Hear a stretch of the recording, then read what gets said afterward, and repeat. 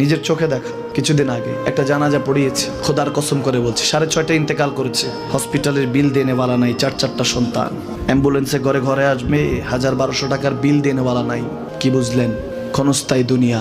মুমিনের কম থাকলেও আমি বলি, কেউ যদি এসে বলে হুজুর একটু দোয়া করেন, খুব পেরেশানিতে আছি, আমি তার হাত চুমু খেয়ে বলি তোমাকে মোবারকবাদ, আল্লাহ তোমাকে ভালোবাসে। পেরেশানি তো মালিক দেয়, এই জন্য এটা রহমত মুমিনের জন্য। পেরেশানি দেয় যখন ফেরেশতারা বলে আল্লাহ চাইতেছে টাকা পয়সা চাইতেছে, বলে এটা কি? বলে ফাসেক, দে বিদায় কর।